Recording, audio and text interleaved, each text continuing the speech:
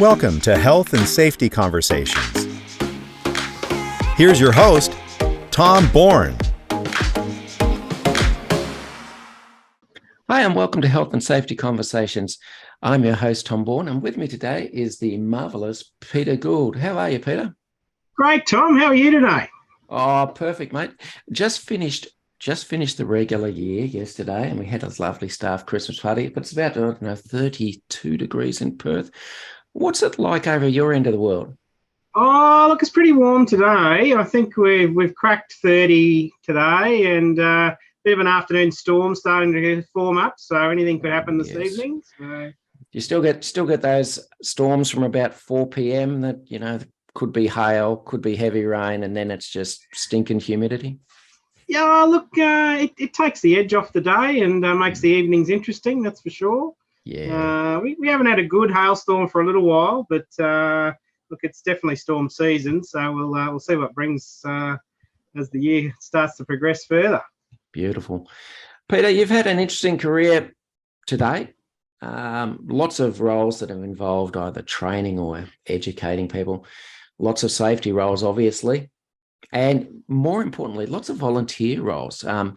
The fact that you've done so much volunteering tells me you're probably just a decent human being giving back to the community. All right. But apart from the compliments, for those who aren't familiar with what you've done in your career up to date, can you just let them know a little bit about you and what you're currently doing? Sure, Tom. So I sort of had my first big break in health and safety with Hastings Deering, who are the Caterpillar people up here in Queensland and the Northern Territory. And I was a health and safety advisor there and was their first male nurse they'd ever had. So that made it a bit of a great opportunity. Everyone wanted to come and meet me, and I think that was to check out what the go was. And it's had some good years there with them and looking after diesel fitters and all the other wonderful things that go on at Caterpillar dealerships. And then had an opportunity to head over to Department of Emergency Services, where I had sort of a training coordinator role there, and we looked after the health and safety piece as well. So my side of the business was counter disaster and rescue services. So we had the rescue helicopters, we had all the emergency management people, and had the great opportunity to work with all the SES volunteers in Queensland as well.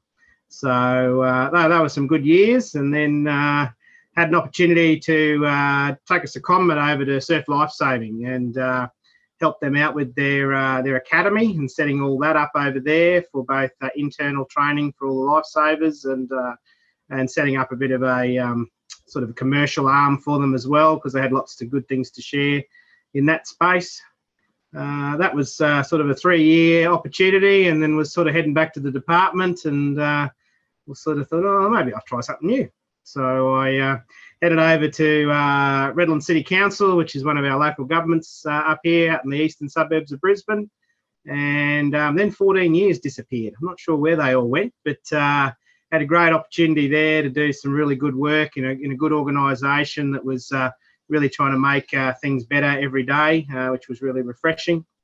And the last couple of years, I had an opportunity to go and help out other councils, and I worked for Local Government Work Care, which is sort of the self-insurer up here in Queensland for 65 of the councils. And headed up a little internal health and safety support unit there, and just recently had an opportunity to go over to Urban Utilities, which is Southeast Queensland's sort of water and waste sort of provider, and very happy to be doing a health, safety and wellbeing partnering role there and looking after all their service delivery people. And so I've got that, new job feel at the moment, and getting my teeth into some really good operational safety stuff there, which has been really refreshing. So, yeah, it's been my professional journey, but very much connected to the community, and I've probably sort of had great opportunities to overall did about 25 years with Queensland State Emergency Service in a volunteer role, and headed up the Redland City unit. We had about 300 volunteers down there, and 24/7 for all those years, and you never know what was going to come. And we obviously had the Brisbane floods and all those sort of things that we assisted with, but they were all great times. But it was funny. I think when I'd had enough, and my girls were a bit older. I've got a 21-year-old and a 17-year-old, and I hadn't really ever thought about the impact of them night after night going, I wonder where Dad's going tonight, and will he be okay? And they didn't really tell me that till they sort of into their adult years. But that sort of stuck with me. And I thought, it's probably a good opportunity not to push the envelope too hard, too further. So, but yeah, look, I love the community, and certainly anything I can do to help and support it and work with it. And these days, I've sort of gone the full circle. I probably learned how to volunteer as a scout, and my girls got involved in scouting as they've sort of grown up, and I got sort of sucked back in as the parent on the barbecue. And then people talk to you and they find out what you can do, and next thing you know, you're a leader, and next thing you know, I'm in charge of all the adventurous activities that Scouts Queensland does in Queensland, and really, really pleased to be helping out, getting programs there for all the kids to participate in. So yeah, so safety's always got a bit of a flair in everything that I do, but I think it's just having that good riskometer where you can understand where those points are and where that fits in, and sort of how it sort of runs out. So a lot of people go, you're a safety guy. They automatically think you want to wrap people in bubble wrap and sort of slow everything down. But I think from the adventurous sort of side, we're able to find that sweet point where people can feel challenged and not be in an unsafe situation. So I enjoy that challenge. So. Yeah, excellent. Really do appreciate, and I can say there's honestly people like yourself who give back to the communities rather than just take and take and take. So well done. But all right, talk to me about the SES. I did a little bit of. I came across the SES when I worked for lovely Brisbane City Council there for a few years. Yep. Around the times of the big flood. Wasn't that an interesting time? Certainly was. And for you in particular, coordinating the emergency parts, it must have been hell of a stressful time, because those were the situations we had people in peril, let's be honest. We had people who lost houses, lost lives. And to most of us, it seemed unprecedented. For me, for example, I'd heard of the 1974 floods, but that was about it. I'd grown up my teen years in Lismore, where it basically flooded, twice a year minorly until a couple of years ago.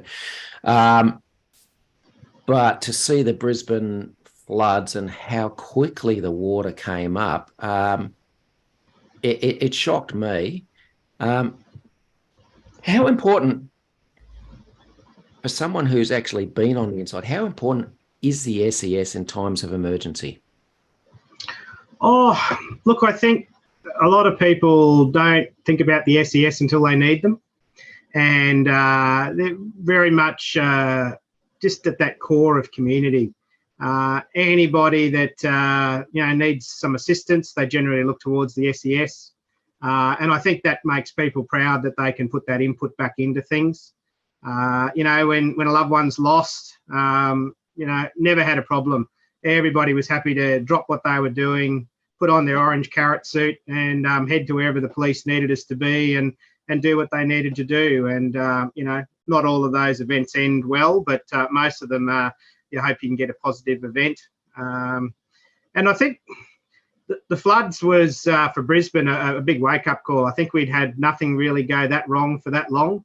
The biggest event I'd been involved in before that was the Gap Storm, which was basically this huge hailstorm that wiped out a couple of suburbs, and the rest of Brisbane just got on with life. But now that we're getting those bigger events and flooding starting to certainly move forward, it was for us and our families 5 months. From the day the flood kicked in to when everything was sort of done and dusted, because once the flooding emergency had sort of subsided, we started doing tasks for, going into waterways and just making sure that, obviously a lot of people heard about Grantham and the big washout that had. Well, I've never seen so many pumpkins in the Brisbane River in my life. There was millions of them. And some bright spark decided that we needed to go and check what every one of those pumpkins were, make sure there was nothing else in between them. And driving up and down the Brisbane River with a boat hook and pushing on pumpkins with a couple of other guys for a couple of days, that really just reminds you what summer in Queensland was like. The stench of rotting pumpkin and all those other sort of things that went on. But it was a job that needed to be done. And I think the proudest thing all the volunteers I've always worked with is no matter what it is, you know, they're happy to give it a go. But the catch cry is always, oh, we're just really good at hurry up and wait, because everyone's go, go, go and then stop, and then go, go, go and then stop. So I think you've got to have a little bit of patience and a little bit of opportunity just to reflect on what we are trying to do when we are trying to do it. But no, I wouldn't give up any of those years.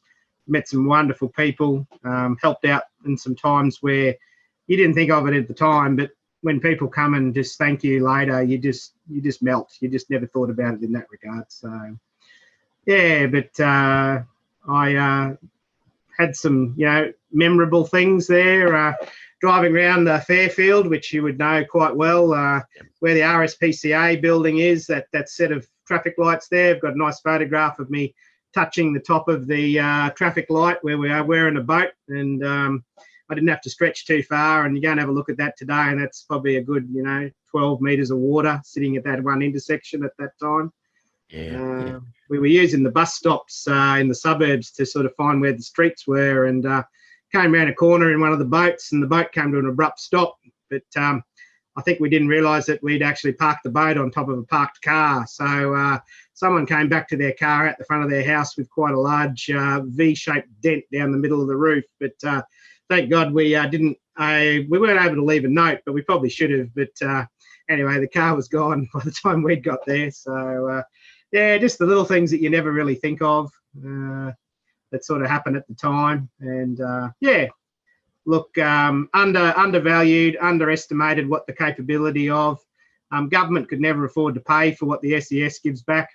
And I think it's sad sometimes that, you know, some of the budgets in the emergency services space, it's normally the SES isn't that big funded area. So they really just get on with and cope with the support they can get from their local councils, who actually fund most of the SES operations. State government tags it and owns it and manages it, but it's the councils that provide the vehicles and the buildings and the other things that go with it. So it's a really nice way of showing how community can come together and really make a difference. But yeah, we need more volunteers. Volunteering is hard, and it takes a lot of time for people, but certainly in the world that we're moving into and the world we live in now, anybody that's got a little bit of time and they've got an interest in that space would be very welcome to, you know, come and join the ranks and really have a great opportunity that you wouldn't get to do elsewhere. So yeah. Cyclone season.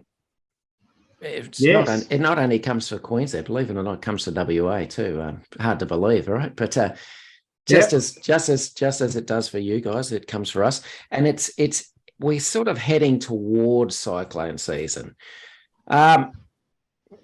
Couple of questions about that. First one, just your personal belief. Do you believe that cyclones are heading further south in Queensland over the last maybe 10 years? Oh, look, I think when you look at the history, the cyclones have always been around, and we've often had our worst weather events in June and July. Okay. And they just get tagged as an East Coast low, but the East Coast lows that I've worked on have been much angrier than the quick cyclone that comes in, does its business and sort of moves on. You know, we've had bad weather for, you know, 3 or 4 days worth of impact. So I think people have short memories. They remember bits and pieces about different events, but, you know, certainly that whole severe weather impact stuff is what the bigger problem is, I think, overall. But yeah, I was involved with the RC and a few of the other bigger ones, and certainly some of the stuff that came through in the southeast corner. You know, people think of tropical, you know, weather and the tropical cyclone, but yeah, they hit hard and they do a lot of damage but move on pretty quickly. But it's more that East Coast low that sits off the coast and just pummels places that I think is much more of a concern than the true spinning eye coming across. And I think Darwin's on alert today. So they might have another pre-Christmas event for themselves. So interesting times.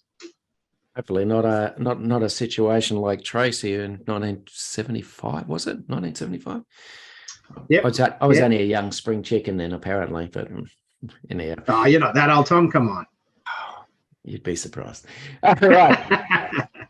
Any tips for people preparing for storm season so that your friends, the SES, aren't required as much? Gutters. If people just clean out their gutters and manage their gutters effectively, 75% of the SES's work during a storm event would disappear. Very unusual for us to have roofing materials move. Occasionally tiles loose and things like that, but the number of jobs that we go to and the gutters have not been managed, the water's flowing in and the ceiling's now buggered, and some poor kid's bedroom's now full of plasterboard and, all that sort of stuff. They're the ones you just go, this is so preventable. If people can just, make that occasional 6-month task, get your gutters, clean them out, and just make sure that piece is fitted. I'm a big gutter advocate. Yeah. I hadn't thought of it until just a few moments ago. I guess it's also fire season too, and yep. Not so much that I can remember in southeast Queensland, particularly having fires that are out of control, but in other parts of Australia. How important is it for people who are in those areas, and they should know what if they are in those areas where wildfires are possible, to actually plan and to have things like in place so that a plan and a time when they actually are going to leave and how they're going to leave? Yeah, look, I think there's a lot of people have had very poor experiences in regards to what happens with fire in their local areas. I think we're getting better at, sort of being prepared for that. There's a lot more shelter in place type information for people so they can make those decisions around whether they stay or whether they go. But it's the little things that I think managing people's pets, like if you haven't got that ability to support and carry your pet, you then go to an evac centre or somewhere else, and then suddenly that's another sort of impost that goes on the people trying to help those things out. So I think if people, most people have got that idea now, you've got an emergency kit, but, it should be more about your whole family. So, the cocky in the cage and the cat in the car carrier and all those other sort of things, you've really got to have that, how's our plan to evacuate going to work our way through, and people just need to be prepared for that. My kids still laugh, but I gave them all a box each, and I said, whatever you really want to keep needs to go in that box, and you need to get that in that box quickly. We live in a fairly bushfire prone area in southeast Queensland, and it was sort of that opportunity to start to go, well, what's important and what's not.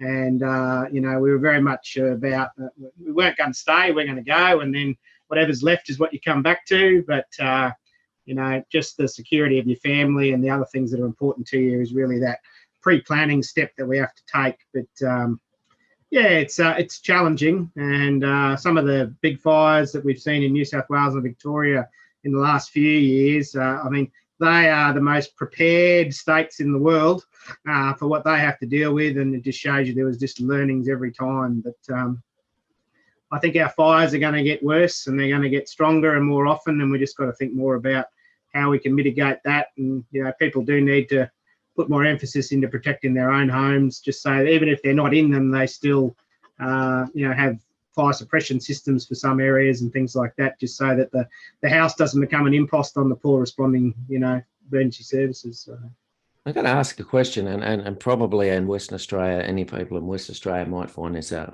a little controversial. We have a lot of traditional burns here that happen every year. And if you go around there, particularly northern parts of Western Australia, any time from about August until January, you'll have large tracts of land burning, and it's based on either traditional burning to mitigate the buildup of materials or fire management, basically. it's kind of a bit same. Do in your opinion, because you have a fair idea, do those pre-burns actually help? From a fuel reduction point of view, absolutely. When I was at Redland City Council, we had our own fire management team, and obviously under Queensland legislation, whatever natural areas you own, you're responsible for the fire management of them. But working with the guys each year, just finding those windows of opportunity where they could do some hazard reduction type burns, we would cover less than 10% of the city's areas under management in any 1 year. So a lot of science goes into working out the best places to and when to do it, and patch burning and a number of other bits and pieces. But we also always used to have people very inconvenienced by that work, and obviously when you put a lot of effort into getting a burn underway, particularly somewhere, conditions change rapidly and all that gets dried up and you move on to the next thing. But I was heavily involved in a number of the big fires over on North Stradbroke Island, and I know that any mitigation work over there that we do saves the environment from the impact that it does have, but also does save lives in those little coastal townships, which are pretty much, if it's going to come like a steam train, it'll go through like a steam train. So anything we can do to slow it down is helpful. Yeah, there seems to be a bit of a conversation seems to be striking up in some of the areas over here about the need for it, and it's just like, well, I don't know enough about it, and so I don't make an informed discussion about it. But if the experts are saying it's required in order to, let's be honest, save property and save lives, then let's do it. Just let's do it. Yeah. Like, we all want to live in the nice, beautiful, natural environment areas. So as soon as we add people and places into that, then just the traditional big fire going through and just mitigating everything is just not going to function well. So we've got to have some human interaction within that, you would have to assume. But West Australia's a big place. So, but I mean, we have burns in Queensland that we'll just leave, let go, particularly in Western areas, just monitor. And they'll burn for 3 or 4, 5, 10, days. And then that's probably the best impact. But as soon as you've got people involved and places involved, that's the prickly part. Yeah. All right. You spend a lot of time working for Redland City Council and working with local councils. What are some, because I'd assume there's lots of varied, but what are some of the safety challenges local councils typically have? Yeah. Well, I think from a safety professional point of view, they're just great places to build your skill set. The average council probably has in excess of 185 different businesses that they actually operate within that organisation. And they're things that people, most people know rates, roads and rubbish, which is complicated as it is, but libraries and theatres and swimming pools and childcare, aged care. Got some of our regional centres that, unless they ran the post office, the store and the service station, those services wouldn't be there. So every council's got a very different business operational profile. And what flows down from that's obviously that gives them a hazard sort of mix that they do need to be prepared for. And then obviously making safety systems and having the controls in place to deal with that enormity of business, I think is the biggest challenge. And it's not easy, particularly about where do you put the resourcing and who do you spend the most time with. And I often find that a lot of focus in councils often goes into outside workers because they're outside doing work.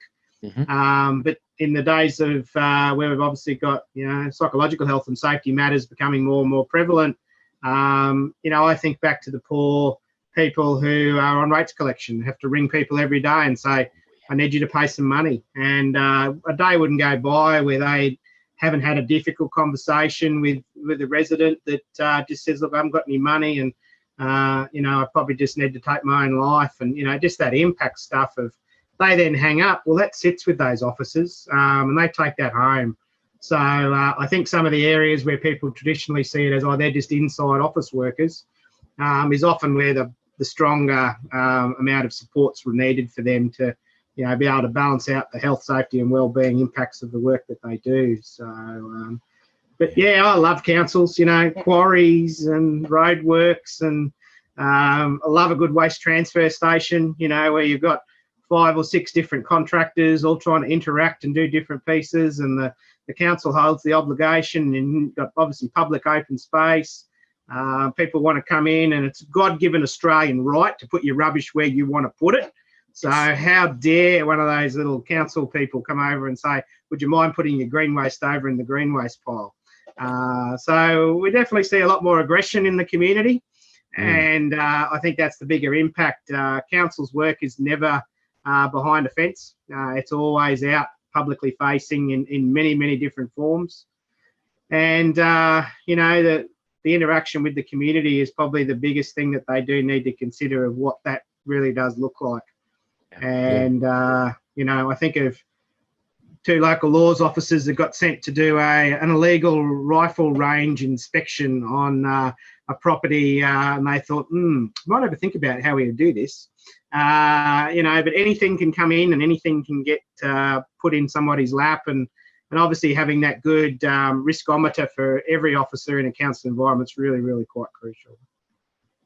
Is the training that's required for dealing with the public have to be extensive?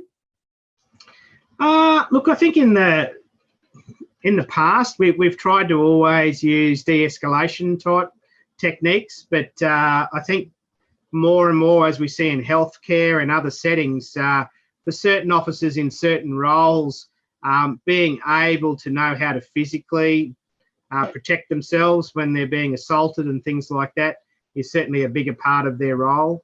And, we obviously take into account that some of those are really, really exposed roles. Like recently, very sad situation in Queensland, we had a contracted meter reader, attacked by some dogs, So I used to work with our animal management guys, and they'd go and arrest dogs that no one else wanted to talk to. So, they had techniques and they had good training, and they obviously had things like citronella spray and, physically they had bite sticks that they could use to manage the dogs and stuff like that. But if it all doesn't work, it can be pretty messy, pretty fast. And they're big and heavy animals too, so they're trying to manhandle one into the back of a vehicle.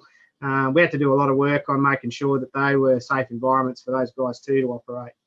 Yeah. Look, from my experience, one of the biggest problems I ever found with animals wasn't the animals itself.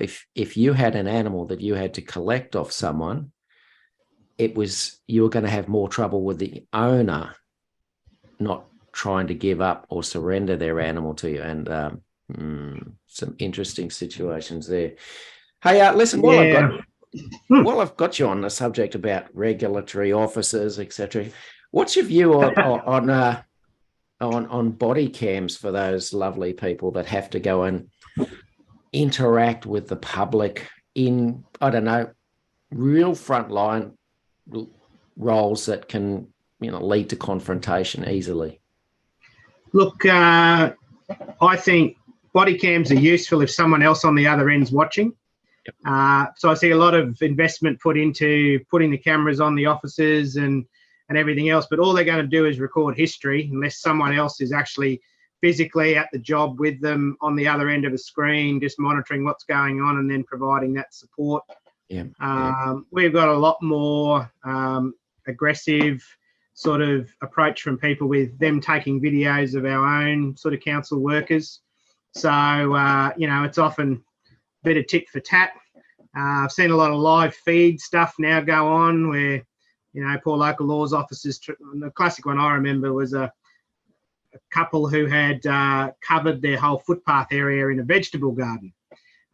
Seemed fairly, was that really a big deal? But the reality was that the public had to go out on the road and to be able to go around their property. So poor officer went out there, and that was all live streamed straight to local suburb Facebook page and all those challenges. And some of our guys live in fairly small communities, so people find out where you live, and next thing you know, your kids are in danger and all the rest of it. And so it's quite complicated from that point of view. But I think recording devices are good as long as there's some follow-up around, other than just having it created for history. What sort of powers do we have around them? Even try and get someone banned from a library who's aggressive to librarians, and that's there's a big process that goes in behind that, and I've been part of that in the past as well. It's not as easy as people think. So no. All right, urban utilities. Lovely urban utilities. Managing the water supply for Southeast Queensland, is that correct? That's it, yeah. 1.6 million households, I think, is urban utilities footprint. So Brisbane City, Ipswich City, Lockyer Valley, Scenic Rim, and Sunset area. So a big patch. Yeah, huge. So providing A-grade food product to the door, and taking away everybody's flushable waste and dealing with that elsewhere at the other end of the pipe. So does that include Toowoomba? Because I'm just curious. Toowoomba's just outside, so they've got their own water business up on the hill. So okay, yeah. I was there in lovely Queensland when they put those pumping stations and the connecting pipes to the dams. When we were actually in the middle of a drought and the water supply was going down. From your point of view, are they still useful? Are they used? Because so we've got the Southeast Queensland Water Grid. Yep. That involves some of the desalination plants that were established that are easily able to be turned on, and can obviously help in that regards. But I think having the network now that SEQ Water, they're the bulk water authority, so their job is to make sure that they move the water around the different holding areas and have the ability to pump up into some and pump away from others. So certainly water security has shifted dramatically in the last 10 years. But SEQ Water's obviously got its challenges, and the Wivenhoe Dam got a lot of bad press over the whole flooding, different scenarios that have occurred in time. So water storage and water management for the bulk water people is certainly a big challenge. And the old desal plant that's off the Gold Coast there, it sits out like its own little island, but a couple of guys are there just keeping it all ticking over, ready for if the big switch needs to be done, that it can be. But there's a couple of other desal operations in the sort of northern part of the city as well. But it's all the stuff that happens that no one thinks about, I think, is the big challenge. Yeah, we take it all for granted until it's not there or it doesn't work. Yes. And then there's a lot of kerfuffle. Recently on lovely LinkedIn, because I do follow you on LinkedIn, and you are fairly prominent. You put up some highly intelligent and thought-provoking posts. You put up that you toured good old Luggage Point. I remember it well. Yeah. Just off the Qantas big hangar there, just to the side. That's it. I remember being down that way several times and seeing people just down from one of your facilities, shall we say, and and there were people fishing just down the river from there, and they weren't just catch and release. They were taking them home, the fish home to eat, and you could understand what the lots of, we'll say, nutrients in the water just downstream. Yep. And therefore the fish are pretty happy to be in that environment. From your point of view, is that safe for them to eat those? Now, Tom, we need to speak officially, all right? So all sewage treatment operations are operated in line with the environmental protection requirements of their licence. Good. It's only when we have a really, really wet summer that we get problems. Yeah. So the average day, most things, it all goes well, but it's occasionally we have some bubbling crude, let's call it that, Yes. that's going to move through the system that's just impossible to manage. So, I mean, like Luggage Point, which is now referred to as a resource recovery centre. We feel that's a little bit more subtle.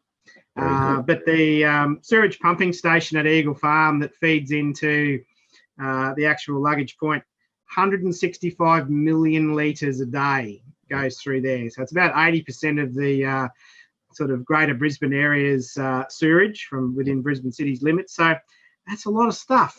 That is a lot of stuff. Luggage point, I think, would be the biggest poo farm on the planet. It's a massive, big process. Obviously, safety, really interesting sort of outcome of how it all works. And there's a number of different strategies within there. But look, I probably personally wouldn't have fish caught from the Brisbane River for various reasons, not necessarily just luggage point compat. But I do know they get a lot of bull sharks there. So the nutrients obviously drive a big food chain piece that does let you go all the way through to the bigger carnivores in that system. So it's you're helping the circle of life, aren't you? Really? Oh, definitely, definitely circle of life. Yeah, Oh dear. Well, how's this? How's this for? They also had a PFAS problem, which had nothing to do with luggage point. It might have had something to do with the airport being nearby, but I believe that's all cleaned up now. Maybe, who knows? Yeah, well, time will tell, won't it? Time will tell. That's right. Yeah, one of the big things I also came out in the floods was obviously we, like a lot of infrastructure, went underwater, and there was those waste products en masse were untreated, and they ended up in the river and then in the bay. And obviously that's not the best thing. Is there any way that you can possibly manage that in the next sort of flooding events that happen? Well, look, I think a lot of work's gone into making sure that the system, as we would refer to it, is as robust as we can. The biggest issue, I think, is the average little suburban pump station. A lot of people forget that the only thing we want them to flush is actually, the toilet tissue that is supplied. Yep. Having worked around this space with councils and obviously now with urban, really sad at the end of grand final season, a lot of people will flush their jerseys if they haven't had a successful season. So we often see those go through. And what we see going through the screening of a pump station and obviously working into a sewage treatment plant would absolutely mind boggle what has made it through. So generally anything that'll block a pump is where we have a problem. Yep.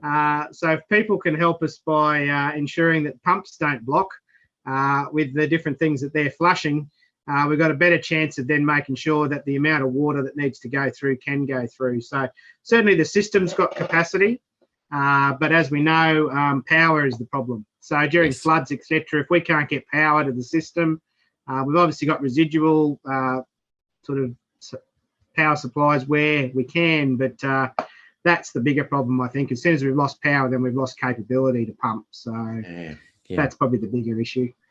You wouldn't believe it, but shortly after the floods and that, as I said, I was with Brisbane City Council at the time. One of the jobs we were tasked to do was to actually go around the eastern suburb beaches. Yep. And basically tell people that they shouldn't be walking or taking their kids on the beach or in the water because of the health concerns. And we not surprisingly had some resistance from people who thought it was perfectly good to take babies in nappies in that sort of water. And it was just like, what is wrong with you people? I find people fascinating, Tom. Oh. I think we both do. Yes. It's always a challenge sometimes. Well, at least sometimes it's a challenge. Yeah. All right. Just from a personal point of view, who manages the stormwater drains in southeast Queensland? Is it you guys or is it the councils? No, stormwater is a council obligation. So any of the street-based water is all in their remit. And obviously that takes through to number of grid systems and different infrastructure that's there. But yeah, stormwater's all a council gig and a big challenge too. A lot of interesting safety conversations in regards to being able to clear stormwater issues and things like that when it's running hot. So had many an interesting swift water conversation around the top of a stormwater infrastructure, that's for sure. So yeah. All right, a couple of last questions and then we'll finish up because we're running low on time. Psychological safety, a big challenge for health and safety professionals at this time? Oh, look, it's a great time to be alive in the profession, but I think it's also quite a challenge in regards to lots of our traditional practitioners are finding this space very challenging. Physical safety, you can see the hazard, you can devise what the hazard needs to have for control, but the whole psychosocial hazard space is certainly a challenge for people. But I think in the next few years, we'll see a new cohort of health and safety professionals and practitioners that will come through that will, keenly focus on that space, which I think is probably what we need to do right now. Because just trying to get the average health and safety advisor to pick up a whole different skill set and a space where, okay, go and investigate that psychological health and safety hazard. There could be 15 elements within there that could all be interacting, but you'll be okay. Go and see if you can work it out and see what you come up with. And all the best, and I look forward to your report. Yeah, look, the new regulations and the code in Queensland is going to kick in on the 1st of April. I don't know whether that was ironically picked for then or what, but the reality is everyone's sort of, it's always been there. It's a new framing of it, but I think it's a lot of work for organisations now to work out how they're going to successfully manage that space. But I think for my kids moving into the workforce, in deeper roles in the future, I think they'll be much better places to work if we can get all this stuff right. So I look forward to the bigger picture, not probably the narrow little ticker box picture that a lot of people are taking at the moment. Yeah, absolutely. I think it will be better for our kids and their kids in the future. For those who don't know, Queensland is one of those lovely states where approved codes of practice are actually legally enforceable, as opposed to some other states. So when codes of practice come into effect, legislative power basically shifts a little bit. Just on that, I'm curious, do you think that having a psychology degree in any sort of large safety team, to have someone with a psychology degree moving into the future would actually be a valuable thing?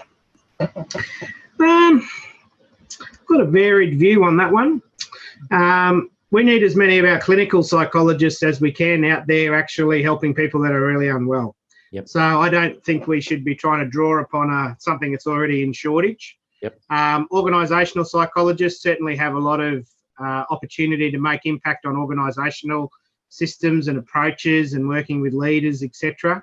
So I actually think that we do need the psychology profession to provide a role in the space, but I don't think they are the be-all and end-all of what we need to do. I think we need to entrust that, health and safety people are good at looking at hazards and looking at risk. So if we can educate them and train them to understand the space, or get people that are really keen to make it a bit of a specialty area, I think a multidisciplinary approach is probably going to give us a better result. And there's a lot of snake oil going around, as you would see and others would see. And, the old EAP card's always been a nice, easy solution for organisations. But we start to talk about primary, secondary and tertiary prevention models. The whole intention of the new legislation and the new space is really do more in the primary space and less in the tertiary space. So, and I think good HR practitioners are also trying to get their heads around what all this means for, HR practice, because let's face it, we've seen lots of people harmed by a good HR process if it's on the point when there's bad to be fixed and things like that. So I think we need to look at all the inputting factors for organisations and really just take everyone back to that clean sheet of paper and say, all right, we're trying to prevent harm here. We are also trying to implement code of conduct and all the other things that go on, but how are we actually going to look at our systemic approach to make sure that these hazards don't cause harm? And that's the adult conversation. I think if you've got senior leaders that are willing to have that conversation, you're probably lucky because it's quite confronting. And, a lot of bad news probably has to be unpacked before people can really start to look at how that harm can be reduced effectively. So we're all in this together is how I think we need to look at it and really try and make sure that we ensure that this is done in a way that it's not prescriptively approached, because in reality, it's about each individual person and the work that they do in the place that they do it. So if we look at it from that triangular approach, the worker comes to work in a whole every day. So the place that they work is quite crucial, and obviously the work that they do is quite crucial. So if we don't balance out those three factors, we're never going to find the answer. Yeah, excellent. Peter Gould, thanks very much for being on the show. It's been an absolute pleasure, and I look forward to speaking to you again soon. Thank you, Tom. Great to connect with you, and great to share some thoughts with all of your podcast listeners. So, Thanks for listening to Health and Safety Conversations with Tom Bourne. Until next time, stay safe and enjoy the rest of your week.